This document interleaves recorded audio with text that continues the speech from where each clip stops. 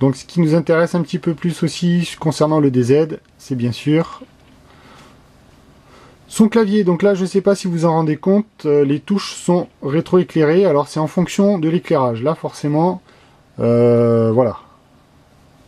Je ne sais pas si vous voyez bien, mais voilà, le rétroéclairage marche pas mal. On voit bien dans le noir, il n'y a pas de souci. Voilà, donc pour actionner ensuite du texte, on peut aussi zoomer hein, pour voir de plus près ce qu'on est en train d'écrire. Voilà, donc le clavier fonctionne, mais alors vraiment super bien.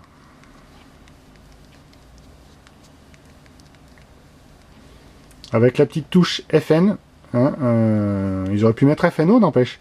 La petite touche FN qui permet d'arriver aux fonctions secondaires, comme les chiffres, donc un double tap et ça verrouille sur les fonctions supérieures de la touche.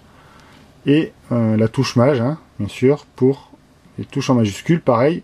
Double tap, on voit bien que le curseur il a mis un petit triangle noir, ça veut dire que c'est en verrouillé en majuscule. Et on rappuie pour le désactiver. Donc il prend en charge aussi le XT9, hein, l'écriture prédictive. Ça marche très bien, il y a une touche entrée. Il y a deux petites touches pour automatiser des actions ou le lancement de logiciel.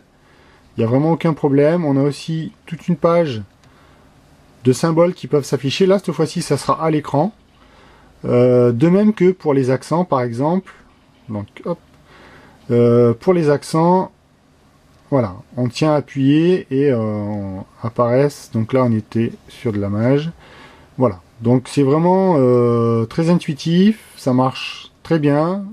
Personnellement,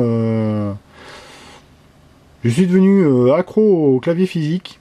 Il y a vraiment pas moyen que je retourne sur le clavier virtuel, sauf pour écrire des petits mots, mais pour écrire des longues phrases ou communiquer via Palingro par exemple, ou d'autres choses, ou écrire un topic ou une réponse à un topic sur le forum, je préfère basculer sur le clavier. Donc bien sûr l'affichage donc est très réactif, il se retourne. Si vous êtes dans ce format là et vous ouvrez le clavier, instantanément il bascule, il n'y a pas de souci. Autre petite particularité, c'est ici là le petit track optique. Voilà, ce qui permet, c'est une sorte de souris optique, hein, ça vous permet de vous balader en faisant glisser votre doigt dessus. Il y a aussi un clic, hein, on peut cliquer sur des liens. Voilà, bon, on peut aussi bien sûr passer là comme ça plus vite, mais là on voit qu'on peut sélectionner des liens automatiquement. Il y a des fonctions qui viennent s'entourer. Ça peut être sympa, surtout quand on a le clavier déployé, de pouvoir naviguer avec ce petit track optique. Donc voilà pour le navigateur par défaut. Prochaine vidéo, on verra qu'il y a moyen de diffuser de la vidéo via les paramètres UPnP, et puis de profiter des vidéos, des musiques qui sont stockées soit sur votre PC, à condition d'avoir une certaine version de Windows, ou alors si vous avez un serveur qui prend en charge le UPnP. Allez, bye bye.